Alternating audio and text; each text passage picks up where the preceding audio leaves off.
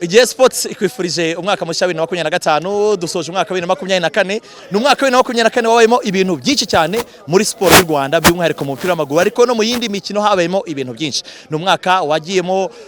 twatashemo stade Amahoro igikorwa remezo gikomeye haba hano mu Rwanda ndetse no hirya no hino ku isi ni umwaka u Rwanda rwakiriye inama mpuzamahanga ya Federation mpuzamahanga y'umukino w'amamodoka by'umwihariko akaba yaratangiyemo n'ibihembo by'intyoza zahize abandi muri uyu mukino muri iyi nama muribuka ko ari nabwo umukuru w'igihugu cy'u Rwanda nyakubahwa Paul Kagame yatangaje ko u Rwanda rugomba kwakira cyangwa se rwasabye kwakira Formula 1 ikaba ari siganwa ry'amamodoka tumodoka dutoya bibamutse ribaye mu Rwanda yaba ari inshuro ya mbere ribereye muri Afrika nyuma yuko ryaherukaga mu mwaka wa 1993 ubwo yaba ari inshuro ya kabiri ariko ryaherukaga muri 1993 hari cyizere yuko byaba muri no myaka iri imbere uhereye kuri 2025 tugiye gutangira ntago ari byo gusa byabayemo mu makipe ikipe ya Rayon Sport yakoze impinduka abasaza barongera baragaruka hari amaze imyaka ine batagaruka mu makipe nka APR twabonye iterwa mpaga ku nshuro ya mbere mu mateka y'ikipe ya APR FC iterwa mpaga muri championnat ntago byari byageze bibaho byabaye byose muri 2024 mu gihe mu yindi mikino nka cricket amakipe y'igihugu yitwaye neza mu bagore muri handball mu gikombe cya Afrika bitwaye neza basketball ikipe ya APR yabuze itike ya BAL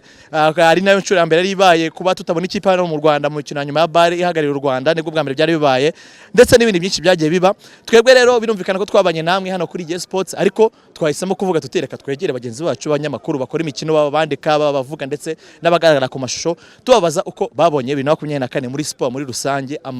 ibyaranze uno mwaka cyane cyane urebye ibikorwa bikuru nyamukuru byagiye biranga 2024 icyambere nibuka no gutaha stade Amahoro ivuguruye irimo abafana barenga imyanya 245 igatahwa na perezida wa CAF igatahwa na perezida w'u Rwanda Paul Kagame no witwubakiye ndamutse umbajije bitatu icyo nagishyiraho hose gatatu wenda nkahita ntanga gakeregeshwa u Rwanda kwakira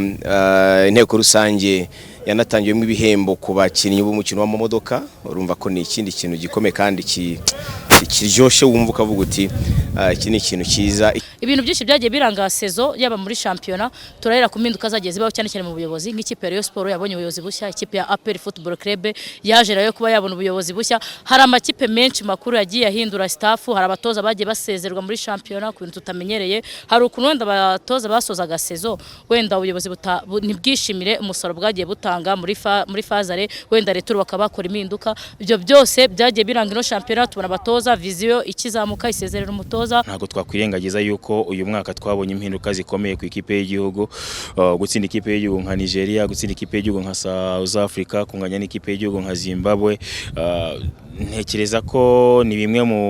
bintu bigari mu mupira w'amaguru ikipe ya APR n'umwaka yegukanyemo igikombe cya 20 muri championnat ku nshuro ya gatanu niba nibuka neza yikurikiranya nayo navuga yuko ni ikintu cy'umuntu azi yibuka icyo gihe nubwo yisi tandukana n'umutoza wayo Thierry Froger ariko nanone tukibuka ko ari umwaka wa kabiri ku ma equipe ya APR ndetse na polisi binjiye muri gahunda yo gukinisha abanyamahanga ariko kugeza kuri uyu munsi twinjiye muri 2025 nyeka ko tutarabona umusaruro wabo Rayon Sport icyo nakwita impinduka zabayemo z'ubuyobozi nayo cyo ni ikintu gikomeye cyaranze uyu mwaka nyuma y'imyaka ine hari ababujijwe kwegera Rayon Sport ndabyita gutyo cyangwa se abahoze bayobora ariko 2020 bayibujijwe kubera impamvu runaka bagarutsemo ikindi ubwo kugarukamo ndabijyanisha n'uwo yiyoboraga Jean Fidel Uwayezu mu kwezi kwa mbere yavuze ijambo ryaranze byinshi ngira ngo kimwe mu byariranze ni Moruge nyuma y'umukino wa Gasogera bamaze gutsindwa 2-1 muri championnat icyo kintu cyabaye nk'igikurura 2024 kuri Rayon gisa nkaho abantu bakibazaho cyane ariko birangira mu kwezi kwa 9 bw'ikindi cyabiranze kwegura kwe ndetse no kugaruka kw'abahoze bayiyobora mbere ya 2020 barese basa nk'abakumiriwe kuri Rayon nabyita ko ari ibyo ngibyo ariko noneho no kutagira umwaka mwiza wa championnat kuko nta gikombe na kimwe bigeze batwara ubwo ndavuga umwaka w'imikino muri rusange yaba championnat n'igikombe cy'amahoro ikindi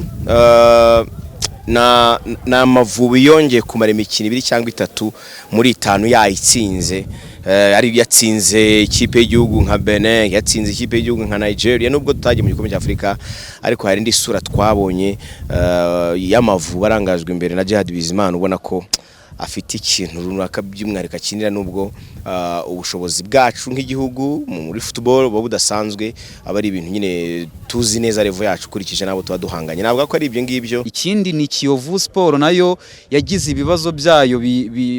navuga ko kugeza n'ubwo bigikururana imiyoborere David gutorwa kuyobora Kiyovu Sport guhezwa hanze kwa Juvenal ubwo nabyo nibindi 2024 kabisize Kiyovu Sport kugeza ubu ngubu nta gihindutse ishobora kuba yamanuka yagize ikiba ku 2015 icyo ni kimwe kuri yo. Ikindi ni polisi yatwayemo ibikombe bitatu yaba Heroes Cup yaba Super Coupe ndetse n'igikombe cy'amahoro gusohoka kongera gusohoka nyuma y'igihe kirekire ariko ntigere kure isezerwa n'ikipe ya Constantine. Aho ni muri mu maklebe navuga ko bisa nkaho ibyabaye byiza ndetse n'ibyabaye bibi kuri bo. Ikindi ku Mavubi ntabwo nabura kuyavuga 2024 isize Amavubi ari ku mwanya w'124 nyuma y'igihe kirekire tutava mu 130 ubu ngo twaraje byo gushimira umutoza Frank Spittler no gusoza ufite nibura umwanya wa mbere mu mikino yo gushaka igikombe cy'isi. Uretse ibyo ngibyo rero ngira ngo hari n'ibindi twababaje twabwiye tuti muri ibyo bintu byose byinshi uko byagiye biba ese mubona ari iki mu by'ukuri 2024 isize ku buryo umuntu azajya yibuka ati 2024 mu Rwanda muri siporo habaye ikintu nk'iki. Amavubi yakinye bitandukanye n'indi myaka yose yubaka ikintu gikomeye cyane cyo kuba iri mu rugo idashobora kuhatsindirwa yitwa ko iri mu rugo mu mikino yagiye yakira. Event yamaritse umwaka wa siporo muri siporo y'u Rwanda zirabe ebyiri style ntago yaba imwe gusa ni imwe niyo gutaha Stade Amahoro ivuguruye nziza twiherewe na Perezida w'u Rwanda Paul Kagame mushimira cyane rwose tumusabye ibindi birenze ibi twahora kumugondoza kubera ko iyi stade ni urufunguzo rugaragaza ko football by'umwihariko na sport muri rusange ayiri hafi kandi ayishyigikiye. Ngewe navuga ku equipe gusubira inyuma kwa ma equipe ya gusubira inyuma kwa Kiyovu Sports. Urakoze cyane. Yewe nicyo kintu cya kuko narababaye wenda nawe zishaka kuvuga ko ntafana Kiyovu ariko reka mubwize ukuri narababaye numva n'amarira yenda kugwa guhera 2024 itangira Kiyovu Sports yarambabaje na nuko kuko sinumva champion itarimo Kiyovu ariko ibimenyetso mbona nuko Kiyovu dushobora no kuyibura. Ngibyo rero ibyagiye biranga 2024 namwe muri mwo mwebwe abakunzi b'imikino mwebwe abakunzi ba Igihe Sports mwebwe abakunzi ba igihe.com twagiye tubana namwe ni byinshi twagiye tubanamo kandi bizakomeza kubamo haba ama interview haba ama match haba abaza documentaire n'ibindi byinshi cyane tuzakomeza kubibanamo hano kuri Igihe Sports nakagaruka.